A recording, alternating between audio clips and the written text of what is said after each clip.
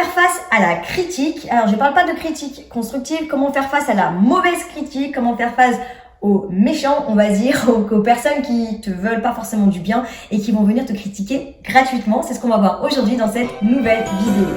Ici, les meilleurs conseils pour être une femme entrepreneur à succès. Abonne-toi à la chaîne YouTube Anissa Happy House Vibe et surtout n'oublie pas d'activer la petite cloche pour être notifié à chaque fois qu'il y aura une nouvelle vidéo, puisque chaque semaine, je sors une vidéo sur l'entrepreneuriat au féminin, sur la vie de maman qui travaille et sur le développement personnel. Je suis Anissa et j'aide les femmes à entreprendre et à avoir du succès dans leur entreprise tout en gardant une vie de famille. L'idée, c'est vraiment de trouver son équilibre entre sa vie personnelle et sa vie professionnelle. Aujourd'hui, on va parler des critiques. Alors, l'idée, c'est de parler des critiques qui sont pas constructives. Alors, la critique constructive, j'entends bien, j'en parlerai à la fin de la vidéo. C'est essentiel et tu verras pourquoi. Mais là, dans un premier temps, je vais te dire pourquoi il faut savoir gérer ces critiques infondées, ces critiques mauvaises qui viennent des mauvaises personnes. Parce que c'est simple, soyons clairs. Plus tu vas t'exposer, plus tu vas être confronté à la critique. Il n'y a pas de mystère, ça fonctionne comme ça. C'est-à-dire que quand les personnes ils vont voir que tu as du succès, tu auras toujours des personnes qui vont venir donner leur avis, même si tu leur demandes pas. Tu as des personnes qui vont venir donner leur avis sur Google, tu as des personnes qui vont donner leur avis sur les réseaux sociaux, tu as des personnes qui vont donner leur avis par téléphone, par mail. La critique, elle est facile aujourd'hui. Pourquoi? Parce que les gens, derrière un ordinateur, derrière un téléphone, ils se sentent les rois du monde et ils ont envie de venir critiquer. Alors, la critique infondée, pour moi, c'est la personne qui ne te connaît pas. C'est la personne qui a jamais acheté quoi que ce soit chez toi. C'est la personne qui vient comme ça, qui met un commentaire et qui se casse et que voilà qu'on revoit jamais. C'est la personne qui n'a même pas regardé ne serait-ce qu'un article, une vidéo où elle lit un post et qui vient comme ça et qui commente un truc. En général, c'est infondé. Pourquoi? Parce qu'elle te connaît pas. Elle vient émettre un avis alors qu'elle ne te connaît pas. Comment ça peut être fondé? Donc pourquoi tu vas prendre en compte une critique d'une personne qui ne te connaît pas mais qui vient donner son avis? What? Pourquoi? C'est infondé en fait. Alors on est tous confrontés parce que plus t'es exposé, plus tu vas avoir des critiques. Donc ça, il faut commencer à le mettre en place et l'accepter dans sa tête de se dire que je vais être critiqué, peu importe ce que je fais. Tu peux pas plaire à tout le monde, ça c'est clair et net. Après, il y a les critiques fondées et infondées. Les critiques fondées, ça va être des personnes qui sont, par exemple, comme toi, dans le même style. Par exemple, imaginons quelqu'un qui est dans le même domaine d'activité que toi et qui, tu vas me dire, ouais, mais non, elle est jalouse. C'est une concurrente. Quand j'ai le même domaine, imaginons deux entrepreneurs, même dans deux domaines différents. Et des fois, il y a des concurrentes loyales, il y a la concurrence loyale. Les gens, des fois, dans un domaine où il y a des gens qui font la même chose que moi, qui sont pas dans la même compagnie que moi, eh ben, je vais être critique mais constructive pour pouvoir les aider. Il y a de la place pour tout le monde, vraiment. Mais on va pouvoir, du coup, critiquer de façon constructive, c'est-à-dire de dire quelque chose de fondé. Je connais ce domaine, je peux donner mon avis. Je connais pas ce domaine, je donne pas mon avis, c'est pas mon métier. C'est comme si je voulais donner un conseil sur un cuistot. Je vais lui dire, non mais attends, c'est pas comme ça que tu fais ça, c'est pas comme ça. Je lui dis jamais, non mais c'est pas comme ça que tu vas faire cuire ce truc. Mais qu'est-ce que je connais? Je suis pas cuisinière, je suis pas cuistot, je suis pas chef de cuisine. Donc ça, c'est une critique infondée. Par contre, en tant que cliente, tu peux dire oui, ça t'a pas plu, etc. Mais de là à remettre en cause sa façon de travailler, tu peux pas, si c'est pas ton métier. Peut-être que ce qu'il fait, c'est comme ça. Après que, on peut pas plaire à tout le monde, j'entends bien. Mais les critiques infondées des personnes qui ne te connaissent pas, qui n'ont pas testé ce que tu as fait ou qui ne sont pas passées par la même étape que toi, c'est infondé et souvent, c'est des personnes qui s'ennuient dans leur vie, qui sont jaloux et qui n'ont pas ça et qui voudraient l'avoir. Pourquoi? Parce qu'en fait, au lieu de se dire, je vais me battre et je vais essayer d'avoir ça, c'est plus facile et réconfortant de rester dans sa zone de confort et de se dire, ouais, non, mais attends, pourquoi il fait ça? Non, mais c'est pas comme ça, etc. Mais fais! Je t'en prie! Faites! Et moi, si je te dis ça, c'est parce que j'en ai eu plein. Alors maintenant, franchement, j'ai appris à gérer. Maintenant, pour pouvoir gérer justement ces critiques-là, ça me passe au-dessus. Je supprime ou je bloque et je passe à autre chose. Quand c'est infondé, je discute, j'échange. En général, quand c'est fondé, la personne, elle vient te voir de façon bienveillante, en privé, elle discute avec toi et elle te dit les choses. Ou si c'est sur un post, elle vient quand même de façon bienveillante. On voit quand même la différence entre quelqu'un qui veut t'apporter du bien avec un bon conseil et quelqu'un qui vient juste te descendre et casser ton image devant les gens. On voit bien la différence. J'ai été beaucoup critiquée avec le salon du mariage. Ça me fait bien rire parce qu'aujourd'hui, en 2017, j'ai arrêté en 2017, on est en 2021, 4 ans, personne n'a refait le salon du mariage derrière moi.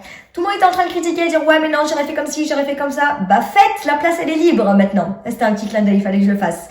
J'ai été aussi critiquée dans mon métier de networker, mais pourquoi tu changes de métier, c'est pas ton domaine, c'est pas ci, etc.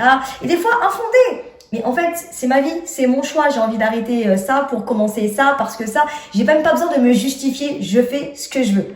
Il y a plein de gens qui vont toujours critiquer parce qu'ils sont pas d'accord, et parce que eux-mêmes ne font pas. Donc, les personnes qui font pas et qui viennent critiquer, bah reste chez toi, ne fais pas, mais viens pas emmerder les autres.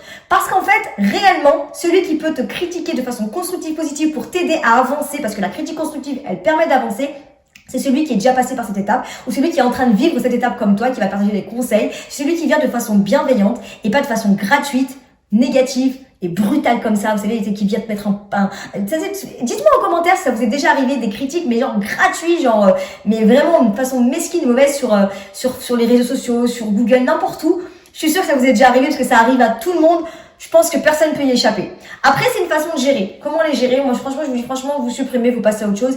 N'essayez pas de vous justifier, n'essayez pas de la convaincre, la personne. Parce que quand c'est quelqu'un qui vient gratuitement, de façon méchante, ça sert à rien de la convaincre. Vous savez pourquoi? Parce qu'elle a rien à faire. Elle a juste du temps à perdre. Donc, elle va vous faire perdre du temps et de l'énergie. Et ça va vous mettre du négatif dans la tête et vous faire perdre trop de temps. Donc, je vous conseille de pas y passer trop de temps et de pas rentrer dans les polémiques. Parce que ces gens-là, c'est ce qu'ils cherchent. Ils cherchent la polémique. Ils cherchent, du coup, à vous pomper votre énergie, ça sert à rien. Moi, personnellement, par exemple, je crois que je vais vous partager la plus grosse critique que j'avais eue, gratuite, et qui franchement m'a fait bien rire, parce qu'au début, sur le coup, j'étais un peu choquée, mais j'avais commencé du coup à comprendre comment gérer la critique, et après, comme ça s'est avéré, c'était vraiment vrai, pour que vous puissiez comprendre que c'est vraiment vrai. Les critiques gratuites, en général, elles viennent des personnes qui peuvent pas se permettre de faire ce que vous faites.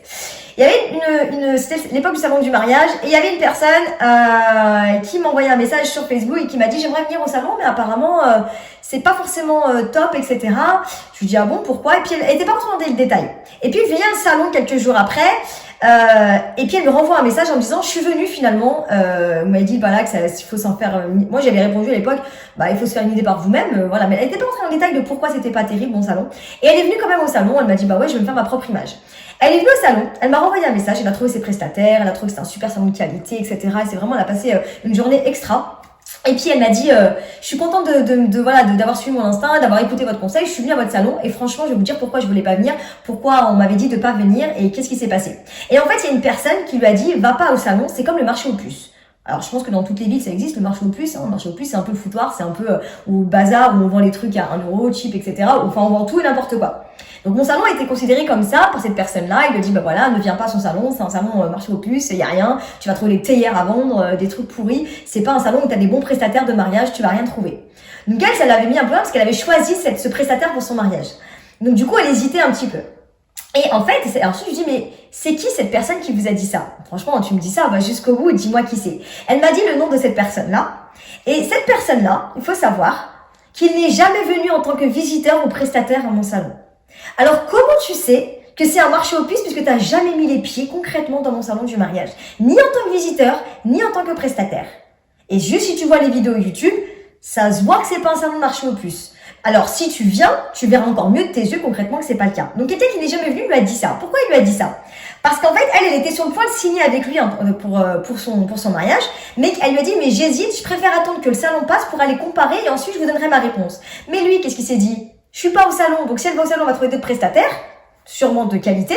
Donc il faut que je casse le salon pour pas qu'elle y va, pour qu'elle signe chez moi. Voilà la stratégie un petit peu, vous voyez. Ça c'était une critique, c'est assez intéressant parce que quand j'ai su qui c'était. Et puis d'ailleurs, ça c'est la petite parenthèse, c'est la petite cerise sur le gâteau. 1 an après, il a coulé et il n'existe plus et puis il doit des millions d'euros à tout le monde. Donc comme quoi. En général, la critique gratuite, c'est forcément pour son intérêt à lui ou parce qu'il a rien à faire, mais qu'il a pas testé, qu'il est pas, c'est pas constructif. Vous voyez, donc là, dans cet exemple-là, c'était vraiment ça. Et j'en ai plein comme ça, des exemples. Et je suis sûre que vous allez me partager en commentaire des exemples du même type, des critiques constructives, enfin, des critiques non constructives, justement, gratuites, méchantes, qui vont juste vous casser, qui viennent juste pour vous casser votre business et qui, du coup, voilà, n'ont aucun intérêt. Donc, ne vous attardez pas là-dessus, passez à autre chose. N'essayez pas de polémiquer ou d'argumenter, etc. Moi, d'ailleurs, j'ai même pas contacté cette personne. J'aurais pu le contacter, lui dire attends, t'es jamais venu, pourquoi tu parles sur mon salon, etc. Mais j'ai pas fait ça parce que c'était mesquin de sa part, c'était puéril, ça n'avait aucun sens. Et puis de toute façon la vie a fait en sorte que 8 mois plus tard, je vous dis, pas longtemps après, il a coulé et franchement il a plus jamais existé. Donc Voilà, si tu avais besoin de ça pour pouvoir trouver tes clients, c'est que forcément, tôt ou tard, ça n'allait pas fonctionner. Même s'il n'aurait pas coulé, de toute façon, ça ne lui aurait pas porté bonheur de dire ça parce que c'était du mensonge. La personne a vu d'elle-même le salon, comment il était. Donc voilà pour cette vidéo, c'était court, mais c'était vraiment pour vous expliquer concrètement que les critiques, ça fait partie du jeu, ça fait partie du game. Quand c'est constructif, tant mieux, ça peut vous aider à vous propulser, mais quand c'est pas constructif, passez votre chemin, ne polémiquez pas, n'essayez pas de vous justifier, avancez. Dans tous les cas, c'est la réussite qui parlera pour vous et pas les mauvaises personnes qui vous critiquent gratuitement. Tu peux me rejoindre sur Instagram pour pouvoir suivre toutes les coulisses de ma vie d'entrepreneur et ma vie de maman qui travaille. Je partage vraiment tout sur mon compte Instagram Anissa Happy Housewife. Et surtout pour me donner de la force, n'oublie pas de liker, partager, abonne-toi si c'est pas déjà fait. La chaîne YouTube Anissa Happy Housewife, active la petite cloche pour être notifié à chaque fois qu'il y aura une nouvelle vidéo. Et je te dis à la semaine prochaine.